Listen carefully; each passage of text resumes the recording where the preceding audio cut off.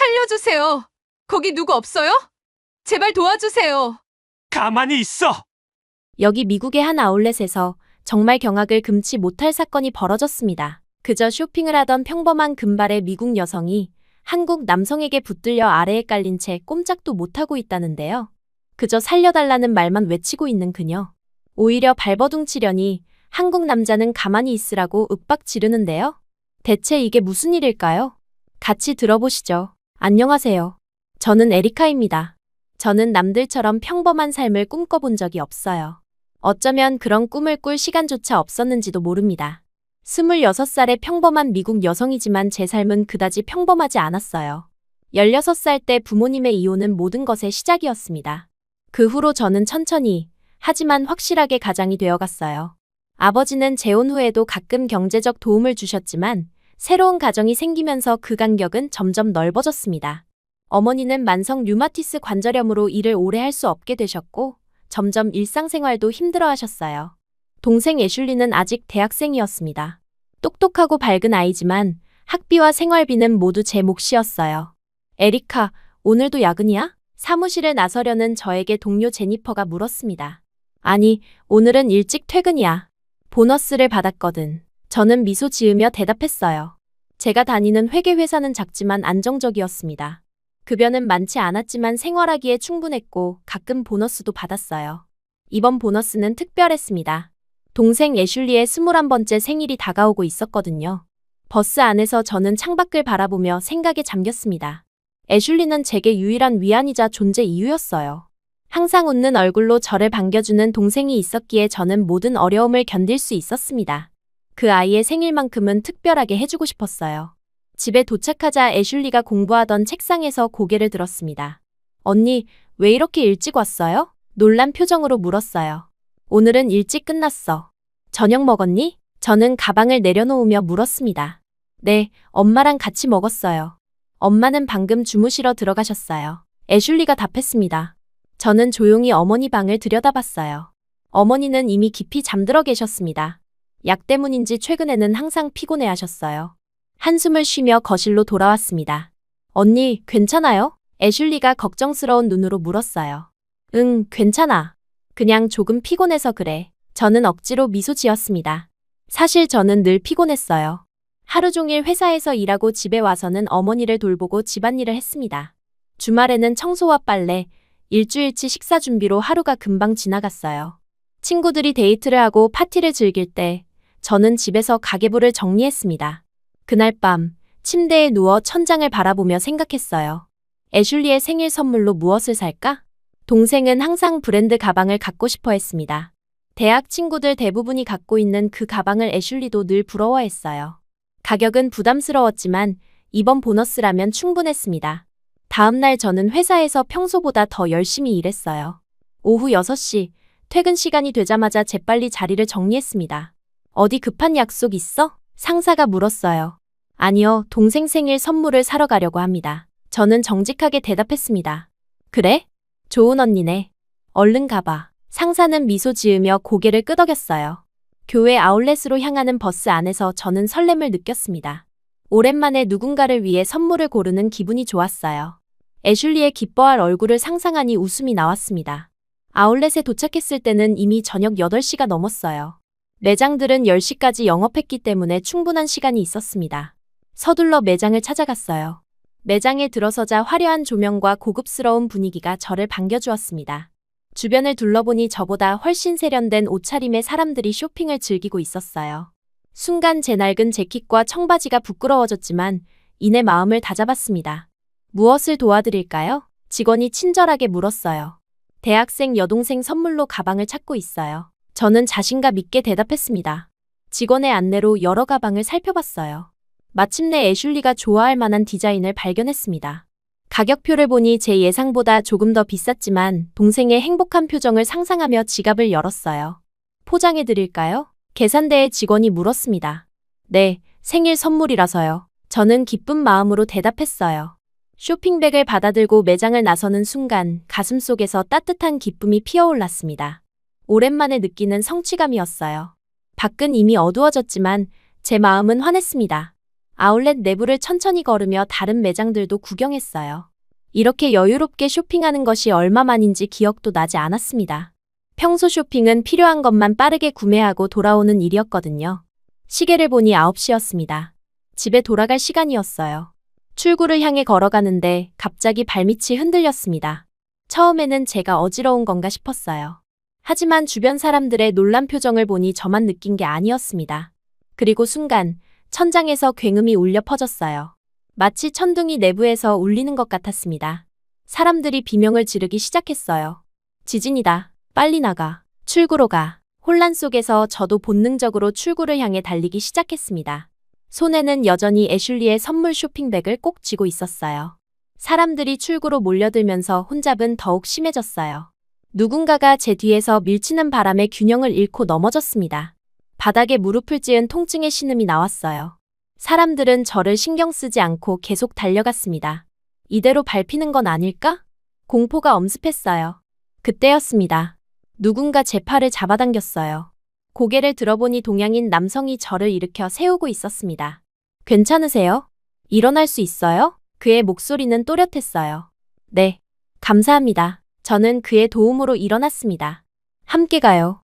출구가 저기예요. 그는 제 손을 잡고 사람들 사이로 길을 만들며 나아갔어요. 그의 등 뒤를 따라가면서 처음으로 그의 모습을 제대로 볼 수 있었습니다. 키가 크고 단단해 보이는 체격의 검은 머리카락, 날카로운 눈빛이 인상적이었어요. 어깨 너머로 저를 안심시키듯 미소 짓는 모습에서 이상한 안정감이 느껴졌습니다. 우리는 출구를 향해 계속 달렸어요. 그런데 갑자기 더 큰 폭발음이 들렸습니다. 천장에서 무언가가 무너져 내리는 소리와 함께 건물 전체가 흔들렸어요. 조심해요. 그 남자가 소리쳤습니다. 그 순간 제 머리 위로 무언가가 떨어지려는 것을 감지했어요. 비명을 지르기도 전에 그 남자가 저를 향해 몸을 날렸습니다. 그의 몸이 저를 덮쳤고 우리 주변으로 무언가가 요란하게 무너져 내렸어요. 그리고 모든 것이 암흑으로 변했습니다. 얼마나 지났을까요? 정신이 돌아왔을 때 처음 느낀 것은 얼굴 위로 떨어지는 뜨거운 액체였어요. 비가 오나 싶었지만 실내였습니다. 희미한 의식 속에서 눈을 떴을 때 저는 충격적인 광경을 보았어요. 제 얼굴 바로 위에는 그 동양인 남자의 얼굴이 있었습니다. 그의 이마에서는 땀이 뚝뚝 떨어지고 있었어요. 그리고 그는 온몸으로 무언가를 버티고 있었습니다. 정신이 드세요? 그가 힘겹게 물었어요. 네. 무슨 일이? 저는 혼란스러운 상태로 물었습니다. 건물이 무너졌어요. 지금 우리는 잔해 아래 갇혀 있어요. 그의 목소리는 차분했지만 얼굴은 고통으로 일그러져 있었습니다. 그제서야 주변 상황이 눈에 들어왔어요. 우리는 좁은 공간에 갇혀 있었습니다. 그 남자는 양손을 제 머리 양옆에 짚고 온몸으로 무너진 콘크리트 더미를 버티고 있었어요. 그의 등 위로 엄청난 무게가 실려 있는 것이 보였습니다. 당신, 왜? 말을 잇지 못했어요. 제가 손을 놓으면 둘 다 깔려요. 지금은 움직이지 마세요. 그가 말했습니다. 공포와 충격이 한꺼번에 밀려왔어요. 우리는 무너진 건물 더미 아래 갇혀 있었고 이 낯선 남자가 온몸으로 그 무게를 버티고 있었습니다. 만약 그가 없었다면 저는 이미 구조대가 올 거예요. 조금만 참아요. 그가 다시 말했어요. 당신 이름이 뭐예요? 갑자기 그 질문이 나왔습니다. 극한 상황에서도 이상하게 평범한 질문이었어요. 에리카 밀러예요. 떨리는 목소리로 대답했습니다. 에리카. 좋은 이름이네요. 저는 시온이에요. 한국에서 왔어요. 그가 억지로 미소 지었어요. 시온. 저는 그의 이름을 따라 말했습니다. 그의 팔이 떨리기 시작했어요. 분명 한계에 다다르고 있었습니다. 저는 어떻게든 도울 방법을 찾아야 했어요. 제가 뭔가 도울 수 있을까요? 저는 불안하게 물었습니다. 움직이지 마세요. 그게 가장 도움이 돼요. 시온이 대답했어요. 당신, 얼마나 더 버틸 수 있어요? 묻고 싶지 않았지만 알아야 했습니다. 될 수 있는 한 오래요. 그의 대답은 단순했지만 그 무게를 느낄 수 있었어요. 시간이 얼마나 흘렀는지 알 수 없었습니다. 어쩌면 몇 분일 수도, 몇 시간일 수도 있었어요. 시온의 얼굴은 점점 더 고통스러워 보였고 땀은 더 많이 흘렀습니다. 저는 팔을 뻗어 그의 옆구리를 받쳐보려 했어요. 하지만 제 힘으로는 역부족이었습니다. 오히려 그가 더 불안정해질 뿐이었어요. 미안해요. 시온이 중얼거렸습니다. 뭐가 미안하다는 거예요? 당신은 나를 구하고 있잖아요. 저는 눈물이 나오려는 것을 참으며 말했어요. 더 오래 버티지 못해서 그의 목소리가 약해졌습니다. 그 순간 저는 깨달았어요. 그는 한계에 다다르고 있었고 우리는 정말로 위험했습니다. 동생 애슐리의 얼굴이 떠올랐어요. 그리고 어머니도. 내가 죽으면 그들은 어떻게 될까? 애슐리, 미안해. 저도 모르게 중얼거렸습니다. 애슐리는 누구예요? 시온이 물었어요. 내 동생이요. 오늘 그 아이 생일 선물을 사러 왔었어요. 저는 눈물을 참지 못하고 흘렸습니다. 걱정 마세요. 우리는 여기서 나갈 거예요. 시온의 말이 끊겼어요. 그의 팔이 심하게 떨리고 있었습니다. 희망이 사라지는 것 같았어요. 하지만 그때 멀리서 무언가 소리가 들렸습니다. 사람들의 목소리 같았어요. 여기에요. 누구 있어요? 살려주세요. 저는 목이 터져라 외쳤습니다. 도와주세요. 너무 아파요. 여기 무거운 게 저를 누르고 있어요. 계속해서 소리쳤어요. 시온도 힘을 내 한국어로 뭔가를 외쳤습니다. 저는 무슨 말인지 알 수 없었지만 간절함은 느낄 수 있었어요. 몇 분이 흘렀을까요? 마침내 우리 주변에서 무언가 움직이는 소리가 들렸습니다. 누군가가 잔해를 치우고 있었어요. 여기 사람이 있습니다. 멀리서 남자 목소리가 들렸습니다. 빨리요. 2명이에요. 다른 목소리가 대답했어요. 시온의 얼굴에 미소가 번졌습니다. 들었어요? 우리를 찾았어요. 저도 웃으려 했지만 안도감과 공포가 뒤섞여 그저 눈물만 흘렀어요. 네, 곧 나갈 수 있을 거예요. 마침내 위에서 밝은 빛이 비춰왔습니다. 구조대원들이 콘크리트 더미를 들어 올리기 시작했어요. 조금만 더 버텨요. 저는 시온을 격려했습니다. 마지막 콘크리트 조각이 들려졌을 때 시온의 몸에서 힘이 빠져나갔어요. 그는 안도의 미소를 짓더니 제 옆으로 쓰러졌습니다. 시온, 시온. 저는 그를 부르며 몸을 일으키려 했어요. 하지만 저 역시 지쳐 있었고 다리에 통증이 느껴졌습니다. 구조대원들이 재빨리 우리에게 다가왔어요. 괜찮으세요? 움직일 수 있나요? 한 구조대원이 물었습니다. 저는 괜찮아요. 하지만 그가 저를 살렸어요. 저는 시온을 가리키며 말했어요. 구조대원들은 먼저 시온을 들것에 실었습니다. 그의 팔은 이상하게 늘어져 있었고 얼굴은 창백했어요. 그러나 그는 여전히 숨을 쉬고 있었습니다. 저도 다른 들것에 실렸어요. 밖으로 나오자 밤하늘이 보였습니다. 사고 현장 주변은 구급차와 소방차, 경찰차로 가득했어요. 수많은 사람들이 다치거나 충격을 받은 채 응급처치를 받고 있었습니다. 구급차로 옮겨지면서 저는 계속해서 시온을 찾았어요. 그는 다른 구급차로 옮겨지고 있었습니다. 기다려요.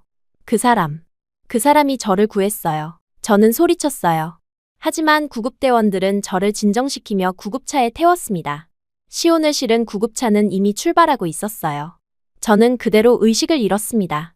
마지막으로 본 것은 하늘에 떠 있는 달빛이었어요. 그리고 마음속에는 한 가지 생각뿐이었습니다. 시온. 그의 이름은 시온. 흰 천장이 눈에 들어왔을 때 저는 제가 어디에 있는지 혼란스러웠어요. 소독약 냄새와 기계음이 귓가에 맴돌았습니다. 몸을 일으키려 했지만 오른쪽 다리에서 날카로운 통증이 느껴졌어요. 병원 침대에 누워있다는 사실을 깨닫는 데는 그리 오래 걸리지 않았습니다. 깨어나셨군요. 옆에서 간호사의 목소리가 들렸어요. 여기가 병원인가요? 머릿속이 아직 뒤죽박죽이었습니다. 네, 대형 건물 붕괴 사고에서 구조되셨어요. 다행히 심각한 부상은 없습니다. 간호사가 차트를 확인하며 말했어요. 순간 모든 기억이 물밀듯이 밀려왔습니다. 아울렛, 굉음, 무너지는 천장 그리고 시온. 그의 얼굴이 선명하게 떠올랐어요. 온몸으로 무너진 자재더미를 버티며 저를 지켜주었던 그 남자의 얼굴입니다. 시온. 그 사람은 어떻게 됐나요? 급하게 물었어요. 간호사는 잠시 혼란스러운 표정을 지었다가 이내 알아차렸습니다. 아, 당신과 함께 구조된 한국인 남성 말씀이시군요. 그분은 옆 병실에 계세요. 양팔에 심각한 부상을 입으셨지만 생명에는 지장이 없습니다. 안도감이 밀려왔어요. 적어도 그는 살아있었습니다. 제가 그분을 볼 수 있을까요? 의사 선생님이 먼저 검진하신 후에 가능할 거예요. 잠시만 기다려주세요. 간호사는 부드럽게 미소 지으며 말했습니다. 의사가 도착했을 때 저는 이미 몸을 일으켜 앉아 있었어요. 젊은 여성 의사는 제 상태를 꼼꼼히 확인했습니다. 밀러 씨, 다행히 오른쪽 발목에 눌려서 인대 염좌와 경미한 타박상만 있네요. 한동안 조심 사용하셔야 하겠지만 일주일 정도면 걸을 수 있을 겁니다. 의사가 설명했어요. 감사합니다. 제가 말했습니다. 저와 함께 구조된 남자분을 볼 수 있을까요? 의사는 살짝 웃으며 고개를 끄덕였어요. 물론이죠. 이미 그분도 당신에 대해 물어보셨어요. 간호사가 휠체어를 가져올 테니 잠시만 기다리세요. 저는 휠체어에 앉아 복도를 따라 이동했습니다. 심장이 빠르게 뛰었어요. 시온에게 무슨 말을 해야 할지, 어떻게 감사를 표현해야 할지 머릿속이 복잡했습니다. 그가 없었다면 저는 이미 죽었을 거예요. 그 사실만으로도 숨이 막혔습니다. 마침내 병실 앞에 도착했어요. 간호사가 노크를 하고 문을 열었습니다. 침대에 누워있는 시온의 모습이 보였어요. 양팔 전체가 두꺼운 깁스로 감싸여 있었고 얼굴에는 작은 상처들이 있었습니다. 그럼에도 그는 저를 보자 환하게 웃었어요. 에리카 씨, 그의 목소리는 피곤해 보였지만 따뜻했습니다. 시온 씨, 제 목소리가 떨렸어요. 갑자기 눈물이 왈칵 쏟아질 것 같았습니다. 간호사는 조용히 나가며 문을 닫았어요. 잠시 우리 둘 사이에 침묵이 흘렀습니다. 어떻게 감사를 드려야 할지 모르겠어요. 겨우 말을 꺼냈습니다. 시온은 고개를 살짝 흔들었어요. 아니에요. 누구든 그렇게 했을 겁니다. 아니요, 그렇지 않아요. 당신은 제 목숨을 구해주셨어요. 억누르던 눈물이 결국 흘러내렸습니다. 구조대원들 말에 따르면 시온은 거의 1시간 동안 무너진 자재더미를 버텼다고 해요. 인간의 한계를 뛰어넘는 일이었습니다. 그의 양팔은 심각한 근육 손상과 골절이 있었고 완전히 회복되려면 몇 개월이 걸릴 거라고 했어요. 괜찮아요. 살아있으니까요. 시온이 미소를 지으며 말했습니다. 그때 갑자기 병실 문이 열렸어요. 눈물범벅이 된 얼굴에 애슐리가 문간에 서 있었습니다. 언니, 애슐리의 비명 같은 외침이 병실에 울려 퍼졌어요. 애슐리는 달려와 휠체어에 앉은 저를 꽉 껴안았습니다. 그녀의 몸이 심하게 떨리는 것이 느껴졌어요. 저도 애슐리를 안으며 눈물을 흘렸습니다. 괜찮아, 애슐리. 나 괜찮아. 동생의 등을 토닥이며 안심시켰어요. 엄마랑 같이 뉴스에서 봤어. 건물이 무너졌다고, 근데 거기서 언니가 실려 나왔다고. 애슐리는 말을 잇지 못하고 흐느꼈습니다. 미안해, 걱정시켜서. 난 그냥 내 생일 선물을 사러 갔었어. 저는 죄책감과 사랑이 뒤섞인 마음으로 말했어요. 애슐리는 고개를 들어 주변을 둘러봤고 시온을 발견했습니다. 그녀의 표정이 갑자기 진지해졌어요. 당신이 언니를 구해주신 분인가요? 애슐리가 시온에게 물었습니다. 시온은 약간 당황한 듯 미소 지었어요. 아, 저는 그냥 이 사람이 나를 살려줬어, 애슐리. 시온 씨가 없었다면 난 지금 여기 없었을 거야. 제가 대신 대답했습니다. 애슐리의 눈에서 다시 눈물이 흘러내렸어요. 그녀는 시온 앞으로 다가가 깊이 허리를 숙였습니다. 정말 감사합니다. 언니를 구해주셔서. 애슐리의 목소리는 진심으로 가득했어요. 시온은 당황스러운 표정으로 잠시 말을 잇지 못했습니다. 그러다 어색하게 미소 지으며 말했어요. 천만에요. 에리카 씨는 정말 강했어요. 끝까지 포기하지 않았죠. 그 말에 애슐리는 다시 한번 고개를 숙이고 저에게 돌아와 꼭 안았습니다. 그 순간 저는 가슴 깊이 따뜻한 무언가가 피어오르는 것을 느꼈어요. 시온은 단순히 제 목숨만 구한 것이 아니었습니다. 그는 제가 지켜야 할 소중한 가족, 제 존재 이유인 동생까지 지켜준 것이었어요. 애슐리는 잠시 후 어머니가 기다리고 있다며 나갔습니다. 애슐리는 내일 다시 오겠다고 약속하고 떠났습니다. 병실에 다시 둘만 남게 되자 왠지 모를 어색함이 감돌았어요. 저는 시온의 상태가 궁금했습니다. 팔은 많이 아프신가요? 조심스럽게 물었어요. 진통제 덕분에 괜찮아요. 하지만 양팔을 쓸 수 없다는 건 불편하네요. 그가 깁스된 양팔을 바라보며 말했습니다. 그 순간 문득 깨달았어요. 시온은 양팔을 전혀 사용할 수 없는 상태였습니다. 그는 어떻게 식사를 하고 씻고 화장실을 이용할까요? 그리고 그는 미국에 일하러 온 한국인이라고 했으니 가족도 없을 테고. 제가 도와드릴게요. 생각할 것도 없이 말이 튀어나왔습니다. 네? 시온이 놀란 표정으로 물었어요. 양팔을 사용할 수 없으신 동안 제가 도와드릴게요. 당신이 저를 살려주셨으니 이건 당연한 거예요. 확신에 찬 목소리로 말했습니다. 시온은 잠시 망설이는 듯했어요. 괜찮아요. 병원 간호사들이 있고. 아니요, 제가 꼭 그렇게 하고 싶어요. 퇴원 후에도 당신은 도움이 필요할 거예요. 제발 제가 도울 수 있게 해주세요. 저는 간절하게 부탁했습니다. 결국 시온은 미소를 지으며 고개를 끄덕였어요. 그럼 감사히 받을게요. 그날부터 저는 매일 병원에 와서 시온을 돌보기 시작했습니다. 처음에는 단순히 책을 읽어주거나 물을 마시게 도와주는 정도였어요. 하지만 시간이 지나면서 점점 더 많은 도움이 필요해졌습니다. 식사 시간은 항상 어색했어요. 저는 시온의 입에 음식을 먹여줘야 했습니다. 처음에는 둘 다 얼굴이 빨개질 정도로 민망했지만 곧 익숙해졌어요. 오늘은 병원 음식이 조금 나아진 것 같네요. 숟가락으로 수프를 떠서 그의 입에 가져다 주며 말했습니다. 정말요? 저는 똑같이 맛없는데요. 시온이 장난스럽게 대답했어요. 우리는 서로를 바라보다 웃음을 터뜨렸습니다. 이런 순간들이 쌓이면서 우리 사이의 어색함은 점점 사라졌어요. 세수를 도와주는 시간은 더욱 가까워지는 계기가 되었습니다. 따뜻한 수건으로 그의 얼굴을 닦아줄 때 우리의 눈이 마주치면 가슴이 이상하게 두근거렸어요. 그의 눈은 깊고 따뜻했습니다. 그리고 항상 저를 바라볼 때면 존중과 감사가 담겨 있었어요. 미안해요. 이렇게 번거롭게 해서. 세수를 마치고 시온이 중얼거렸습니다. 괜찮아요. 당신이 저를 위해 한 일에 비하면 이건 아무것도 아니에요. 저는 진심으로 말했어요. 가장 어려웠던 것은 화장실 도움이었습니다. 남자 간호사가 주로 담당했지만 급할 때는 제가 도와야 하는 경우도 있었어요. 그런 날이면 우리 둘 다 얼굴이 새빨개졌지만 시간이 지나면서 그것조차 자연스러워졌습니다. 한 번은 화장실에서 나오던 시온이 균형을 잃고 넘어질 뻔했어요. 반사적으로 그를 붙잡았고 우리는 잠시 서로의 몸이 밀착된 채로 서 있었습니다. 그의 심장 박동이 제 가슴에 전해졌어요. 시간이 멈춘 것 같았습니다. 고마워요. 시온이 작게 속삭였어요. 천만에요. 저도 작은 목소리로 대답했습니다. 그 순간 문이 열리며 간호사가 들어왔어요. 우리는 황급히 떨어졌지만 간호사의 눈빛에는 알 수 없는 미소가 어려 있었습니다. 이렇게 일주일이 지나자 병원 간호사들은 저희를 연인처럼 대하기 시작했어요. 제가 병실에 들어설 때마다 의미심장한 미소를 지었고 가끔은 남자친구라는 표현을 슬쩍 사용하기도 했습니다. 오늘도 남자친구 보러 오셨네요? 한 간호사가 장난스럽게 물었어요. 아, 그냥 친구예요. 당황하며 대답했지만 내심 남자친구라는 단어가 이상하게 기분 좋게 들렸습니다. 시온도 처음에는 이런 오해에 당황했지만 점차 웃어넘기게 되었어요. 우리는 서로에 대해 점점 더 많이 알아갔습니다.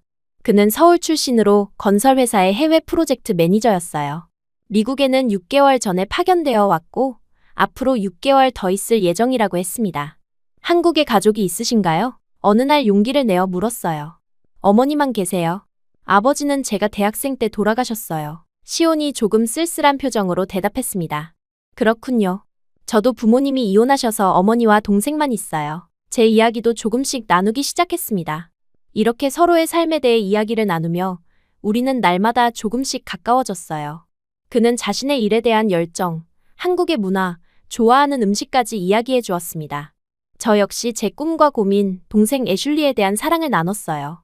그리고 어느 날 예상치 못한 방문객이 찾아왔습니다. 병실 문이 열리고 미모의 한국 여성이 들어왔어요.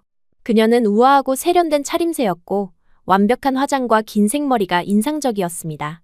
그녀가 반갑게 인사했어요. 한국어였지만 그 친근함은 쉽게 알아차릴 수 있었습니다. 시온의 얼굴에 밝은 미소가 번졌어요. 그들은 한국어로 대화를 나누기 시작했고 가끔 웃음소리가 병실에 울려 퍼졌습니다. 저는 그들 사이에서 어색하게 서 있었어요. 아, 미안해요.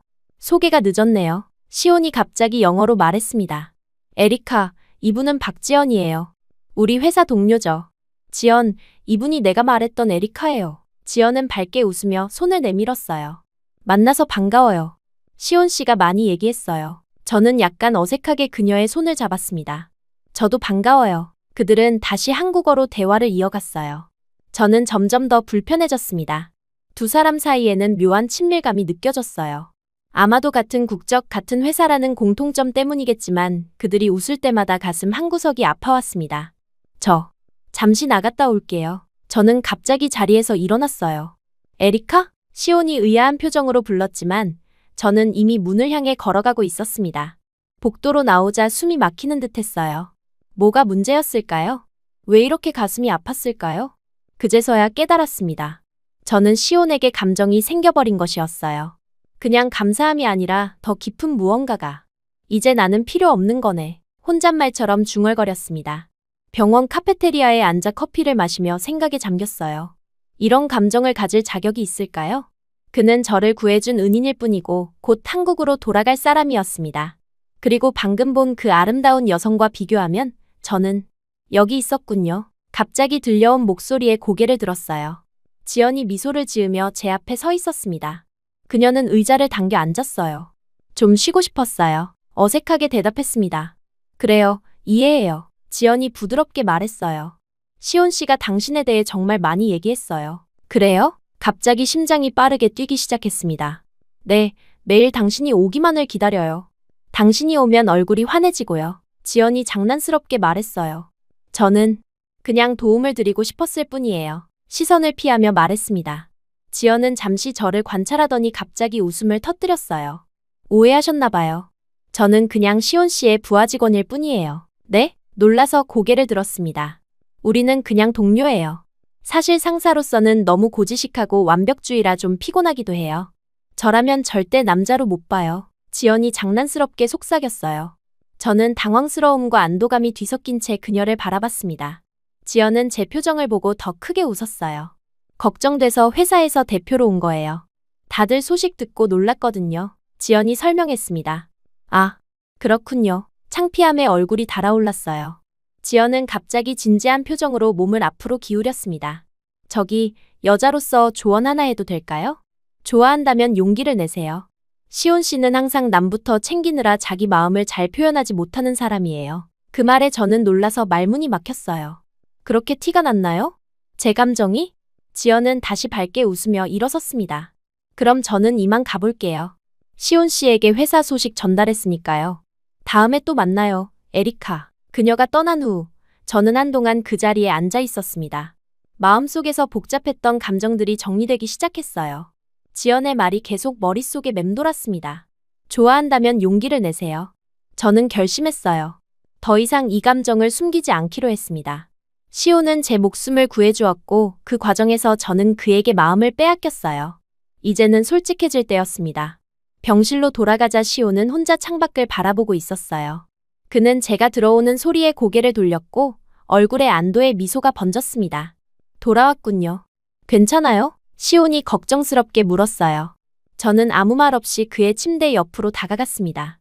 심장이 미친 듯이 뛰었어요. 결심은 했지만 어떻게 말해야 할지 몰랐습니다. 시온 씨, 떨리는 목소리로 시작했어요. 네? 그가 기다렸습니다. 당신은 저에게 단순한 은인이 아니에요. 말을 이어나갔습니다. 처음에는 그냥 감사함이었지만 이제는 시온의 눈이 커졌어요. 그는 무언가를 말하려는 듯했지만 저는 더 이상 기다릴 수 없었습니다. 이제는 내 사람으로 만들고 싶어요. 용기를 내어 말했어요. 시온의 얼굴에 놀라움이 스쳤습니다. 잠시 침묵이 흘렀고 저는 실수를 한 게 아닌가 두려워지기 시작했어요. 하지만 곧 그의 입가에 미소가 번졌습니다. 저도 에리카 씨가 매일 오는 것이 하루의 가장 행복한 순간이었어요. 시온이 부드럽게 말했어요. 우리는 서로를 바라보며 웃었습니다. 양팔을 쓸 수 없는 그를 위해 제가 몸을 숙여 조심스럽게 그의 입술에 제 입술을 맞췄어요. 짧지만 달콤한 순간이었습니다. 이런 건 한국에서는 첫 데이트도 전에 하는 게 아닌데요. 시온이 장난스럽게 말했어요.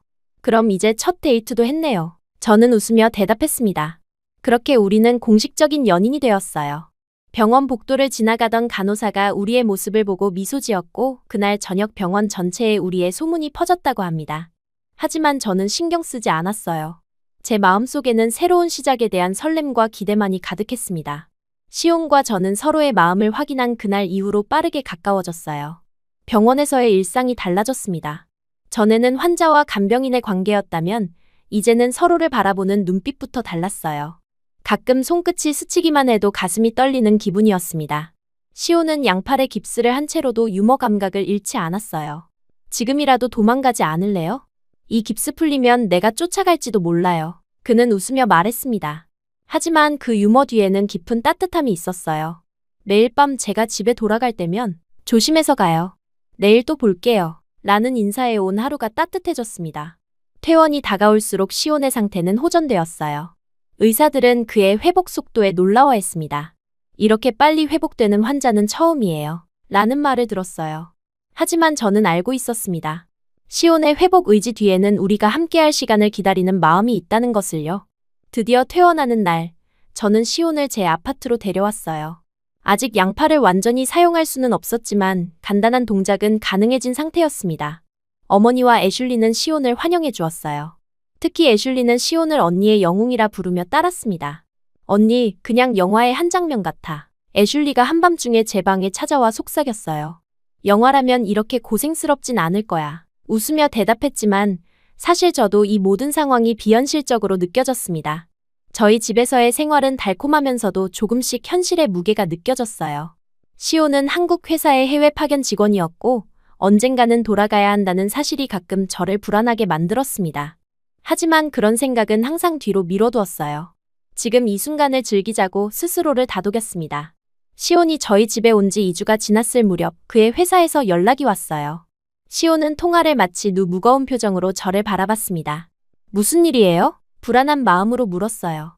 회사에서 3개월 후에 한국으로 복귀하라고 했어요. 시온의 목소리는 무겁게 가라앉았습니다. 그 순간 가슴이 철렁 내려앉았어요. 물론 언젠가는 그가 본국으로 돌아가야 한다는 것을 알고 있었습니다. 하지만 이렇게 빨리 현실이 닥치리라고는 생각하지 못했어요. 3개월이면 생각보다 빠르네요. 억지로 미소를 지으며 말했습니다. 시온은 저희 손을 잡았어요. 그의 소나기가 점점 강해지고 있었습니다.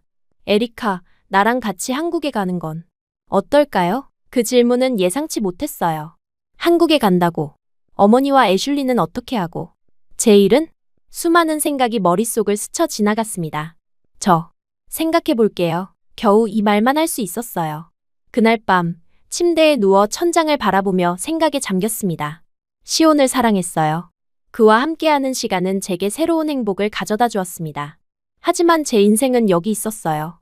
아픈 어머니와 아직 대학생인 애슐리, 그리고 이제 막 안정된 제 직장까지. 모든 것을 두고 한국으로 간다는 건 무모한 선택처럼 느껴졌어요. 다음 날부터 시온과 제 사이에는 묘한 긴장감이 흘렀습니다. 우리는 여전히 다정했지만 서로를 바라보며 침묵하는 시간이 많아졌어요. 시온은 절대 저를 압박하지 않았습니다. 하지만 그의 눈빛에서 기다림이 느껴졌어요. 주말이 되자 시온은 저를 데이트에 초대했습니다. 그는 이제 팔을 어느 정도 사용할 수 있게 되었어요. 우리는 공원을 거닐며 이야기를 나눴습니다. 한국에 대해 더 알려주세요. 용기를 내어 물었어요. 시온의 눈이 반짝였습니다. 그는 서울의 아름다운 풍경, 사계절의 변화, 맛있는 음식들에 대해 열정적으로 이야기했어요. 한강변에서 즐기는 야경, 북초나농 마을의 전통적인 분위기, 그리고 현대적인 강남의 활기찬 모습까지. 시온의 이야기를 들으며 한국에 대한 호기심이 생겼습니다. 당신이 한국에서 살게 된다면 적응하는 데 시간이 걸릴 거예요. 하지만 내가 옆에서 도와줄 거고 우리 어머니도 당신을 정말 좋아하실 거예요. 시온이 조심스럽게 말했어요. 당신 어머니는 어떤 분이세요? 궁금해서 물었습니다. 어머니는 매우 따뜻하고 이해심이 많으세요. 아버지가 돌아가신 후 혼자서 저를 키우셨어요. 한국 어머니들이 대체로 며느리에게 엄격하다고 하지만 우리 어머니는 달라요. 저를 위해서라면 누구든 환영하실 거예요. 시온의 목소리에서 어머니에 대한 사랑이 느껴졌습니다. 그의 이야기를 들으며 마음이 조금씩 열렸어요. 하지만 여전히 큰 장벽이 있었습니다. 바로 제 가족이었어요. 시온 씨, 저는 가족에 대한 책임이 있어요. 어머니는 아프시고 애슐리는 아직 학교에 다니고 있어요. 제가 없으면 그들은 어떻게 될까요? 솔직하게 제 고민을 털어놓았습니다. 시온은 잠시 생각에 잠겼다가 조용히 말했어요. 그들에게도 내가 도울 수 있는 방법이 있을 거예요. 당신의 가족은 곧 내 가족이 될 테니까요. 그의 말에 감동했지만 쉽게 결정할 수 있는 문제가 아니었습니다. 생각할 시간이 필요해요. 시온은 이해한다는 듯 고개를 끄덕였어요. 천천히 생각해도 돼요. 나는 기다릴 수 있어요. 그 후로 일주일 동안 저는 내내 고민했습니다. 회사에서도, 집에서도, 심지어 잠자리에 들어서도 끊임없이 생각했어요. 시온과 함께 한국에 가는 것, 그것은 제 인생의 가장 큰 모험이 될 것이었습니다. 다른 나라, 다른 언어, 다른 문화. 모든 것이 낯설고 두려웠어요. 어느 날 저녁, 애슐리가 제 방에 찾아왔습니다. 그녀는 평소보다 조용한 모습이었어요. 언니, 계속 고민하는 것 같아. 애슐리가 제 침대 끝에 앉으며 말했습니다. 보이나 보네. 힘없이 웃으며 대답했어요. 시온 오빠가 언니에게 한국에 같이 가자고 했지? 애슐리의 직구에 놀랐습니다. 어떻게 알았어? 놀라서 물었어요. 시온 오빠가 나한테 물어봤어. 내 생각이 어떤지. 애슐리가 미소 지었습니다. 뭐라고 했어? 긴장된 마음으로 물었어요. 애슐리는 잠시 침묵했다가 결연한 표정으로 말했습니다. 언니, 이제는 나도 어른이야. 엄마는 내가 돌볼 수 있어. 그 말에 가슴이 찡했어요. 제 어린 동생이 언제 이렇게 성숙해진 걸까요? 하지만 학비도 있고 생활비도 있고 걱정스럽게 말했습니다. 시온 오빠가 그것도 얘기했어. 한국에서도 우리를 도울 방법을 찾았대. 애슐리가 제 손을 잡았어요. 언니, 이제는 자기 인생을 살아. 항상 우리만 생각하지 말고. 애슐리의 말에 눈물이 왈칵 쏟아졌습니다. 16살 때부터 가장 역할을 해온 저에게 동생의 이런 말은 너무나 큰 위로였어요. 그동안 제가 얼마나 많은 짐을 짊어지고 살았는지, 그리고 그 짐이 얼마나 무거웠는지를 비로소 실감했습니다. 정말 괜찮을까? 흐느끼며 물었어요. 응, 진짜야. 나도 이제 아르바이트 시작했고 졸업하면 바로 취직할 거야. 애슐리가 자신있게 말했습니다. 그리고 언니, 나는 시온 오빠가 정말 좋아. 언니를 행복하게 해줄 사람이라고 생각해. 애슐리의 말에 용기를 얻었어요. 하지만 여전히 어머니가 걱정이었습니다.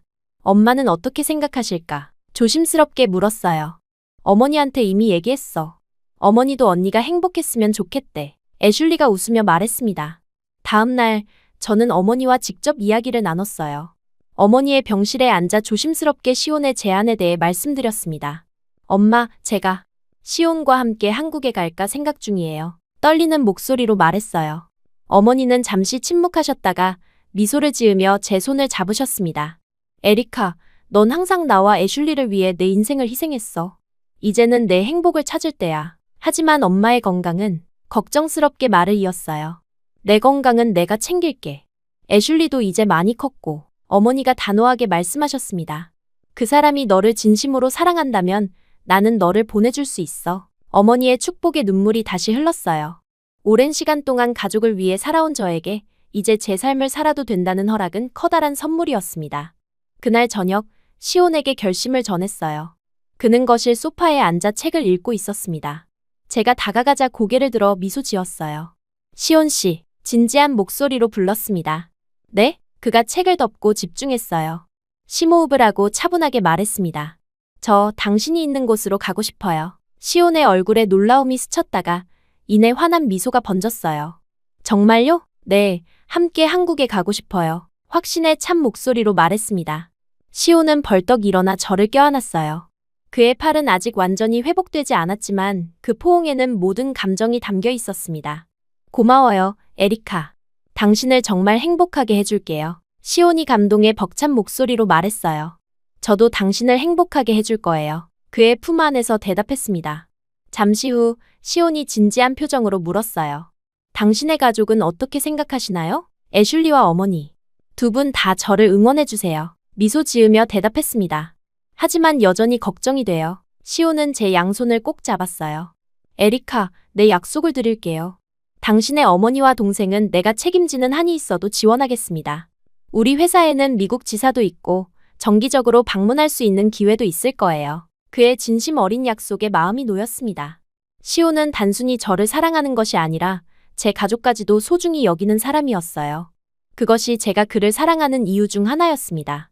그날 밤, 우리는 미래에 대한 계획을 세웠어요.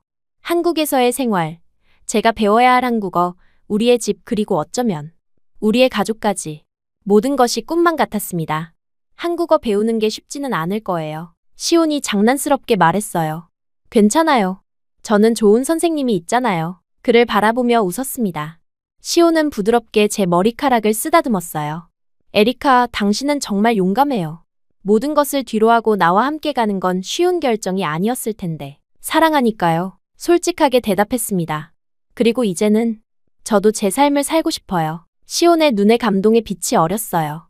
내가 당신의 선택을 후회하지 않게 해줄게요. 다음 날 우리는 애슐리와 어머니와 함께 저녁 식사를 했습니다. 시온은 정식으로 제 가족에게 인사를 드렸어요. 저는 에리카를 진심으로 사랑합니다. 한국에 가서도 행복하게 해드리겠습니다. 그리고 두 분도 제 가족이라 생각하고 항상 도울 준비가 되어 있습니다. 시온이 정중하게 말씀드렸어요.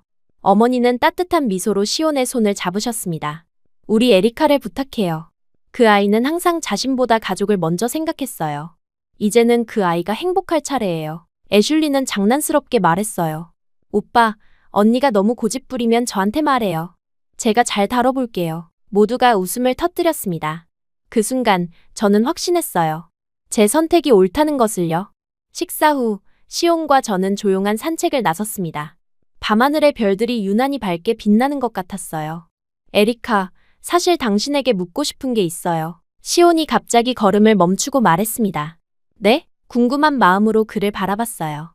시온은 주머니에서 작은 상자를 꺼냈습니다. 그가 한쪽 무릎을 꿇으려 하자 저는 당황해서 그를 붙잡았어요. 안 돼요.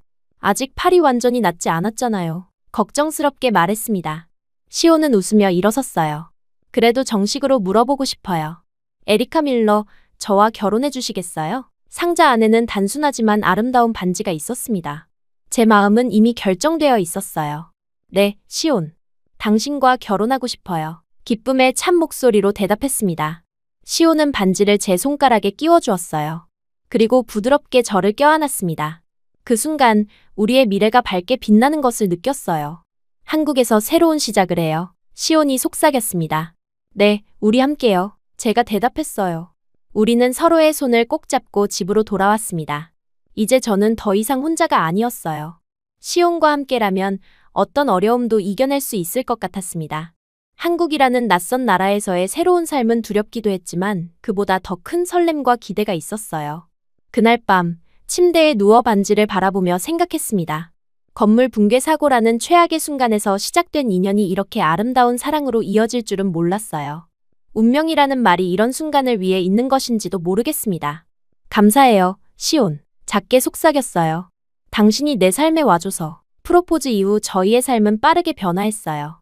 시온은 회사에 한국 복귀 계획을 알렸고 저는 직장에 사직서를 제출했습니다. 동료들은 모두 놀라워했지만 저희의 사연을 듣고 축하해 주었어요. 저의 상사는 특별히 한국 지사와 연결해 주겠다며 추천서까지 써주셨습니다. 에리카, 한국에서도 잘 될 거야. 내 성실함은 어디서든 빛날 테니까. 상사의 따뜻한 말에 용기를 얻었어요. 우리는 결혼식을 2번 올리기로 했습니다. 먼저 미국에서 작은 예식을 올리고 한국에 도착한 후 시온의 가족과 함께 정식 결혼식을 치르기로 했어요.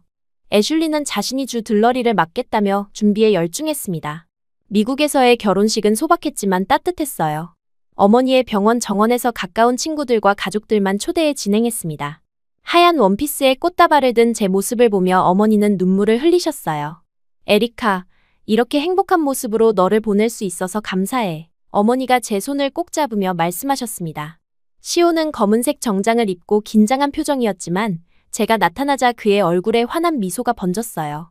우리는 서로의 눈을 바라보며 사랑과 존중을 약속했습니다. 작은 결혼식이었지만 그 어떤 화려한 예식보다 의미 있었어요. 결혼 후 2주 뒤, 우리는 한국행 비행기에 몸을 실었습니다. 공항에서 어머니와 애슐리를 떠나보내는 순간은 가슴 아팠어요. 특히 애슐리는 눈물을 참지 못하고 저를 꼭 안았습니다. 언니, 꼭 행복해야 해. 그리고 자주 연락해. 애슐리가 흐느끼며 말했어요. 그럼 매일 연락할게. 그리고 곧 너희를 초대할게. 저도 눈물을 참으며 대답했습니다. 비행기 안에서 저는 창밖을 바라보며 생각에 잠겼어요. 낯선 나라로 가는 두려움도 있었지만 시온과 함께라는 안도감이 더 컸습니다. 시온은 제 손을 꼭 잡고 미소 지었어요. 괜찮아요. 우리 함께니까. 그의 말에 용기를 얻었습니다. 긴 비행 끝에 인천공항에 도착했어요. 입국장을 나서자 한 우아한 중년 여성이 환한 미소로 우리를 맞이했습니다. 시온의 어머니였어요. 그녀는 망설임 없이 저를 껴안았습니다. 드디어 만나게 되었구나, 에리카. 우리 며느리. 시온의 어머니가 유창한 영어로 말씀하셨어요. 만나서 반갑습니다, 어머니. 준비해둔 한국어 인사를 조심스럽게 건넸습니다.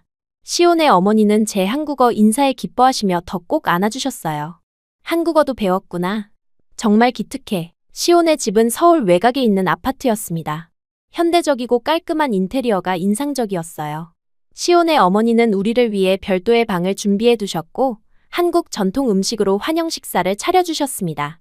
우리 에리카가 한국 음식에 적응할 수 있도록 조금씩 맵기를 조절했어. 시온의 어머니가 자랑스럽게 말씀하셨어요. 첫날부터 시어머니의 따뜻함에 감동했습니다. 그녀는 제가 한국 생활에 적응할 수 있도록 모든 것을 세심하게 준비해 두셨어요. 심지어 욕실에는 미국 제품의 샴푸와 바디워시까지 구비해 두셨습니다. 딸이 하나 더 생겼다고 생각하면 너무 기뻐. 시어머니가 저녁 식사 후 차를 마시며 말씀하셨어요. 한국에서의 결혼식은 미국에서보다 훨씬 화려했습니다. 시온의 회사 동료들과 친구들, 친척들까지 100명이 넘는 하객이 참석했어요. 제가 드레스를 입고 나타나자 모두들 감탄했습니다. 결혼식 후 저는 본격적인 한국 생활을 시작했습니다. 처음에는 모든 것이 낯설고 어려웠어요. 언어 장벽이 가장 큰 문제였습니다. 시온과 시어머니는 영어로 대화해 주셨지만 밖에 나가면 모든 것이 한국어였어요. 조금씩 배워가면 돼요. 서두를 필요 없어요. 시온이 제 좌절감을 이해하며 격려해 주었습니다. 저는 매일 한국어 학원에 다니기 시작했어요. 처음에는 안녕하세요, 감사합니다와 같은 기본적인 인사말부터 시작했습니다. 발음이 특히 어려웠지만 포기하지 않고 꾸준히 노력했어요. 시온은 매일 저녁 저와 함께 한국어 공부를 도와주었습니다. 오늘은 먹다, 가다, 오다를 배워볼까요? 시온이 참을성 있게 가르쳐 주었어요. 한국 문화에 적응하는 것도 쉽지 않았습니다. 신발을 벗고 집에 들어가는 것부터 시작해 식사 예절, 어른에 대한 존중 방식까지 배워야 할 것이 많았어요. 특히 어려웠던 것은 젓가락 사용이었습니다. 젓가락 잡는 법이 이렇게 어려울 줄 몰랐어요. 좌절감에 한숨을 쉬었어요. 연습하면 됩니다. 처음부터 잘하는 사람은 없어요. 시온이 웃으며 다시 보여주었습니다. 시온의 어머니는 저에게 한국 요리를 가르쳐 주셨어요. 김치찌개, 된장찌개, 불고기 같은 기본적인 요리부터 시작했습니다. 처음에는 실패도 많았지만 점차 맛있는 한국 음식을 만들 수 있게 되었어요. 우리 며느리가 한국 음식을 이렇게 잘 만들다니 너무 자랑스러워. 시어머니가 제 요리를 맛보시고 칭찬해 주셨습니다. 직업을 찾는 과정도 순탄치 않았어요. 언어 장벽 때문에 전문직을 구하기는 어려웠습니다. 하지만 시온의 도움으로 국제학교에서 영어 교사 자리를 얻게 되었어요. 비록 이전 회계사 직업과는 달랐지만 새로운 일에 도전하는 것도 신선했습니다. 아이들을 가르치는 일이 생각보다 즐거워요. 그들의 호기심과 순수함이 저를 행복하게 해요. 첫 수업을 마치고 시온에게 이야기했어요. 한국 생활 6개월 차에 저는 첫 번째 큰 위기를 맞았습니다. 학교에서 학부모와의 면담이 있었는데 제 한국어 실력이 부족해 의사소통에 문제가 생겼어요. 그 일로 심한 자괴감에 빠졌습니다. 난 여기서 영원히 외국인일 뿐이야. 그날 저녁 눈물을 흘리며 말했어요. 시온은 저를 꼭 안아주며 위로해 주었습니다. 에리카, 당신은 이미 충분히 잘하고 있어요. 6개월 만에 이 정도면 정말 대단한 거예요. 시어머니도 제게 다가와 손을 잡아주셨어요. 에리카, 나도 처음 시온의 아버지를 따라 미국에 갔을 때 같은 기분이었단다. 언어와 문화가 다른 곳에서 살아간다는 건 쉬운 일이 아니야. 하지만 시간이 해결해 줄 거야. 그날 이후로 저는 더욱 열심히 한국어와 문화를 배웠습니다. 매일 조금씩 발전하는 모습에 자신감을 얻었어요. 1년이 지나자 기본적인 대화는 무리 없이 할 수 있게 되었습니다. 우리는 결혼 2주년을 맞아 시온의 어머니와 함께 제주도 여행을 갔어요. 아름다운 자연 풍경 속에서 우리는 더욱 가까워졌습니다. 시온은 저에게 특별한 선물을 준비했어요. 에리카, 우리 이제 우리만의 집을 갖는 게 어떨까요? 그의 제안에 기뻤지만 시어머니가 걱정되었어요. 시어머니는 어떻게요? 혼자 두면? 걱정하지 마, 에리카. 어머니와도 이미 상의했어. 어머니도 우리가 독립적인 공간을 가져야 한다고 생각하셔. 시온이 안심시켰어요. 시어머니는 오히려 저희를 응원해 주셨습니다. 젊은 부부는 자기만의 공간이 필요해. 걱정 말고 너희 삶을 살아. 우리는 어머니 집이랑 조금 떨어진 세종이라는 지역의 아파트를 구입했어요. 넓지는 않았지만 우리 둘에게는 충분했습니다. 집을 꾸미는 과정에서 서양과 동양의 스타일을 적절히 섞었어요. 미국에서 가져온 소품들과 한국에서 구입한 가구들이 묘하게 조화를 이루었습니다. 우리 집이 우리처럼 동서양이 만나 새로운 아름다움을 만들었네요. 이사 첫날 밤, 새 집을 둘러보며 말했어요. 결혼 3년 차에 기쁜 소식이 찾아왔습니다. 제가 임신한 것이었어요. 임신 테스트기에 2주를 확인하고 너무 기뻐 시온에게 바로 전화했습니다. 시온, 우리 부모가 될 것 같아요. 떨리는 목소리로 전했어요. 시온은 회사에서 바로 뛰쳐나와 집으로 왔고 저를 공중에 들어올리며 기뻐했습니다. 에리카, 정말 행복해요. 아빠가 된다니 믿을 수 없어요. 임신 소식은 양가 가족들을 모두 기쁘게 했어요. 시어머니는 매일 영양식을 가져다 주셨고 미국의 어머니와 애슐리는 매주 화상통화로 제 상태를 체크했습니다. 언니, 나 이제 이모 되는 거야? 너무 신나. 애슐리가 화상통화로 좋아했어요. 출산 예정일이 다가오자 미국에서 어머니와 애슐리가 한국을 방문했어요. 처음으로 시온의 어머니와 제 가족이 직접 만나는 순간이었습니다. 언어는 달랐지만 손주를 기다리는 설렘은 같았어요. 당신 어머니와 우리 어머니가 정말 잘 맞네요. 마치 오랜 친구처럼요. 두 어머니가 함께 출산 준비물을 살펴보는 모습을 보며 시온에게 말했습니다. 곧 이어 봄, 우리의 딸이 태어났어요. 한국 이름은 하나로 지었습니다. 하나는 한국어로 하나라는 숫자를 의미하면서도 영어 발음으로는 한나와 비슷해 양쪽 문화를 모두 반영했어요. 하나 김. 완벽한 이름이네요. 아기를 안고 기뻐하는 시온의 모습이 아직도 생생합니다. 하나의 탄생은 우리 가족에게 새로운 기쁨을 가져왔어요. 두 문화의 아름다움을 함께 배우며 자랄 하나를 생각하니 가슴이 벅찼습니다. 하나는 태어나자마자 양가 할머니들의 사랑을 독차지했어요. 이 아이는 두 문화의 다리가 될 거야. 시어머니가 하나를 안고 감동적으로 말씀하셨습니다. 하나가 태어난 후 저는 6개월 동안 육아휴직을 했어요. 한국의 육아 문화에 적응하는 것도 새로운 도전이었습니다. 한국의 산후조리원 문화, 돌잔치 같은 전통은 미국에서는 경험하지 못했던 것들이었어요. 하나가 1살이 되던 날, 우리는 전통적인 돌잔치를 열었습니다. 하나는 돌잡이에서 연필을 잡아 학자의 기질을 보여주었어요. 시온은 너무 기뻐 어쩔 줄 몰라 했습니다. 우리 딸이 공부를 잘할 거예요. 시온이 자랑스럽게 말했어요.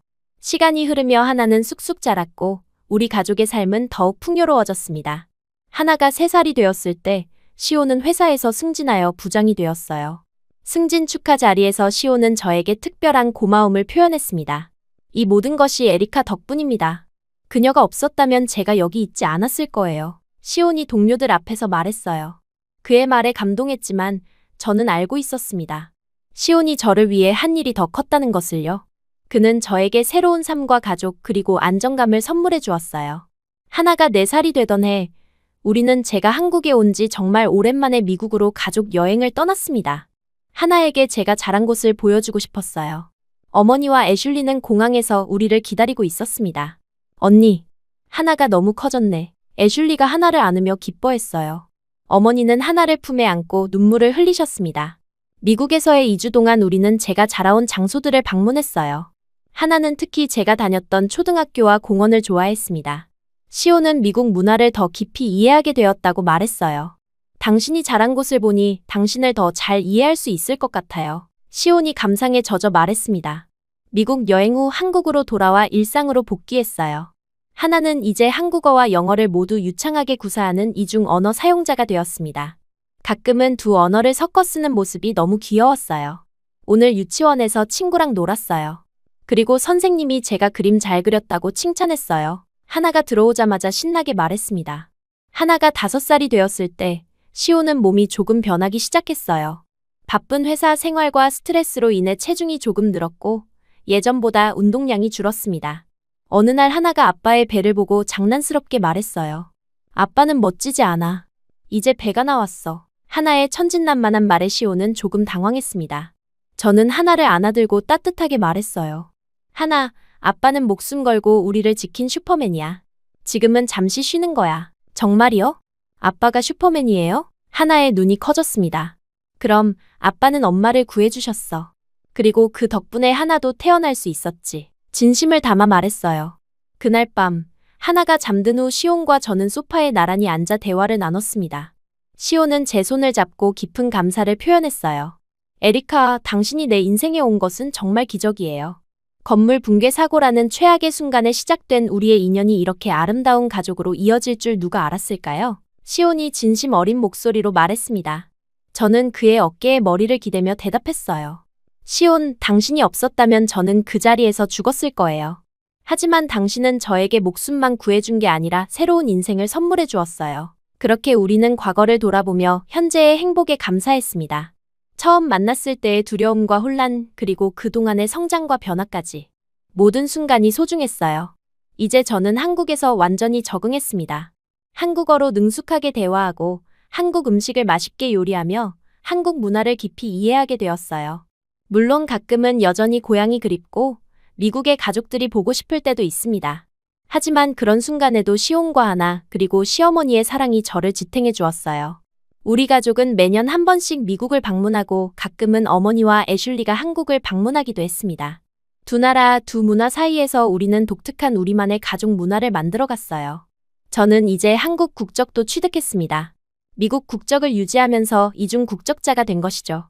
여권을 2개 가지게 된 날, 시온은 특별한 저녁 식사를 준비했어요.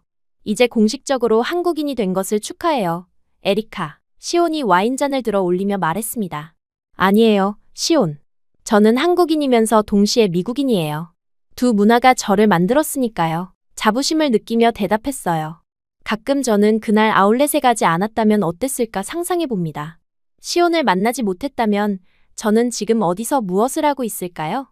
아마도 여전히 미국에서 가족을 부양하며 평범한 일상을 살고 있었을 거예요. 하지만 운명은 저에게 다른 길을 준비했습니다. 사고는 최악의 순간이었지만 그 속에서 저는 제 인생의 가장 소중한 사람을 만났어요. 시온은 저를 구했고 저는 그와 함께 새로운 삶을 시작했습니다. 그리고 그 여정 속에서 저는 더 강해지고 더 넓은 세계를 경험하게 되었어요. 한국에서의 10년째 되는 날, 우리 가족은 처음 만났던 그 사고 현장을 찾아갔습니다. 그곳은 이제 완전히 재건되어 새로운 건물이 들어서 있었어요. 하나는 이제 곧 초등학생이 되었고 우리가 어떻게 만났는지 그 이야기를 여러 번 들었습니다. 여기서 아빠가 엄마를 구해준 거예요? 하나가 호기심 어린 눈으로 물었어요. 그래, 바로 이곳이야. 시온이 딸의 머리를 쓰다듬으며 대답했습니다. 하나는 잠시 생각에 잠기더니 결연한 표정으로 말했어요. 저도 나중에 누군가를 구해줄 거예요. 아빠처럼요. 시온과 저는 마주보며 미소 지었습니다. 우리의 이야기가 하나에게 용기와 희망이 되어주는 것 같아 기뻤어요. 그날 저녁, 집으로 돌아가는 길에 저는 조용히 시온의 손을 잡았습니다. 감사해요, 시온. 당신과 함께한 모든 순간이 소중해요. 진심을 담아 말했어요. 내가 더 고마워요, 에리카. 당신은 나에게 가장 큰 선물이에요. 시온이 제 손을 꼭 쥐며 대답했습니다. 삶은 항상 순탄하지만은 않았어요. 문화적 차이로 인한 오해, 언어 장벽으로 인한 소통 문제, 때로는 경제적 어려움도 있었습니다. 하지만 우리는 모든 도전을 함께 극복해 나갔어요. 시온과 저는 서로에게 의지하며 더 강해졌고 우리의 가족은 더욱 단단해졌습니다. 가끔 과거 미국에서의 삶이 그립기도 했어요. 특히 가족 행사나 명절 때면 어머니와 애슐리가 더 보고 싶었습니다. 하지만 기술 덕분에 우리는 항상 연결되어 있었고 적어도 1년에 한 번은 만날 수 있었어요. 에리카, 우리 집 한 채 더 사서 어머니를 모시는 것 어떨까요? 하나가 9살이 되던 해 시온이 제안했습니다. 정말요? 어머니가 한국에서 살아도 괜찮을까요? 놀라움과 기대감이 교차했어요. 물론이죠. 이제 애슐리도 대학을 졸업했고 어머니도 혼자 계시는 시간이 많잖아요. 우리가 돌봐드릴 수 있을 거예요. 시온의 제안은 진심이었습니다. 그렇게 우리는 어머니를 한국으로 모시는 계획을 세웠어요. 처음에는 어머니도 망설였지만 하나를 매일 볼 수 있다는 생각에 결국 동의하셨습니다. 우리 집 근처에 작은 아파트를 마련했고 어머니는 한국 생활에 적응하기 시작했어요. 한국이 생각보다 훨씬 좋구나. 특히 의료 시스템이 정말 놀라워. 어머니가 한국에 온 지 한 달 만에 말씀하셨습니다. 시온의 어머니와 제 어머니는 언어가 달랐지만 손짓과 몸짓으로 대화하며 점점 가까워졌어요. 두 분은 함께 요리를 하고 하나를 돌보고 심지어 같이 여행을 다니기도 했습니다. 양가 어머니들의 우정은 우리 가족에게 또 다른 축복이었어요. 하나가 11살이 되던 해 우리는 둘째 아이를 갖게 되었습니다. 이번에는 아들이었어요. 우리는 노아라는 이름과 한국 이름 민준을 지어주었습니다. 이제 우리 가족이 완성되었네요. 노아를 안고 있는 시온의 눈에 행복한 눈물이 맺혔어요. 아이들이 자라면서 우리는 두 문화의 균형을 맞추기 위해 노력했습니다. 집에서는 영어와 한국어를 모두 사용했고 미국과 한국의 명절을 모두 챙겼어요. 크리스마스와 추석, 할로윈과 설날까지. 우리 아이들은 두 문화의 풍요로움 속에서 자랐습니다. 엄마, 나는 한국 사람이에요. 미국 사람이에요? 어느 날 하나가 물었어요. 하나는 두 나라, 두 문화의 아름다움을 모두 가진 특별한 사람이야. 제가 대답했습니다. 시간이 흐르면서 우리의 사랑은 더 깊어졌어요. 처음에는 극적인 상황에서 시작된 인연이었지만 이제는 일상의 작은 순간들이 우리를 더 단단하게 묶어주었습니다. 아침에 함께 마시는 커피, 퇴근 후 나누는 하루 이야기, 주말 가족 산책까지. 모든 순간이 소중했어요. 가끔 시온이 저를 바라볼 때면 여전히 처음 만났을 때의 그 따뜻한 눈빛을 볼 수 있었습니다. 그리고 저는 알고 있었어요. 그 건물 아래에서 저를 구했던 그 남자는 여전히 제 인생의 영웅이라는 것을요. 시온이 저를 구해준 그날, 저는 단순히 목숨만 구한 것이 아니었습니다. 새로운 인생, 새로운 문화, 새로운 가족을 얻었어요. 과거 가장의 무게로 늘 긴장하며 살아왔던 저는 이제 비로소 가족 안에서 안정을 느끼고 있었습니다. 사랑은 단순한 감정이 아니라 삶을 함께 짊어지고 이겨내는 힘이라는 것을 저는 매일 실감하며 살았어요. 그렇게 저는 절망의 순간에서 시작된 인연이 자신의 인생을 구원했음을, 그리고 한국이라는 새로운 터전에서 성장한 자신을 돌아보며 감사 속에 행복을 이어갔습니다. 에리카, 우리 처음 만난 날 기억나요? 결혼 15주년을 맞이한 날, 시온이 와인잔을 들며 물었어요. 어떻게 잊을 수 있겠어요? 그날이 제 인생의 전환점이었는데, 감동에 젖어 대답했습니다. 당신이 눈을 떴을 때, 내 땀이 당신 얼굴에 떨어졌던 거 기억해요? 시온이 웃으며 말했어요. 네, 처음에는 비가 오는 줄 알았어요. 그 기억에 미소 지었습니다. 그때 당신의 눈을 보는 순간, 내가 반드시 당신을 지켜야 한다고 생각했어요. 그리고 지금도 매일 그 생각을 해요. 시온의 눈빛이 진지했어요. 시온, 당신은 정말 나의 슈퍼맨이에요. 제가 그의 손을 꼭 잡으며 말했습니다. 우리는 그날 밤 과거를 회상하며 미래를 꿈꿨어요. 하나와 노아가 자라 독립하는 모습, 우리가 함께 늙어가는 모습, 그리고 손주들에게 우리의 특별한 만남을 이야기해주는 모습까지. 인생은 예측할 수 없는 여정입니다.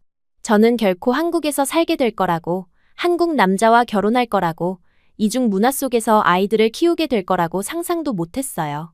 하지만 지금의 저는 이 모든 것에 감사함을 느낍니다. 삶은 때로 무너진 건물처럼 우리를 덮치기도 하지만 그 속에서도 우리를 구원할 손길이 있다는 것을 저는 배웠어요.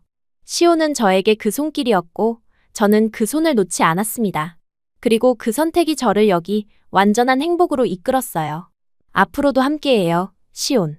영원히. 제가 마지막으로 속삭였습니다. 영원히, 에리카. 시온이 대답했어요. 그리고 우리는 알고 있었습니다. 이것이 단순한 약속이 아니라 이미 우리가 살아가고 있는 현실이라는 것을요.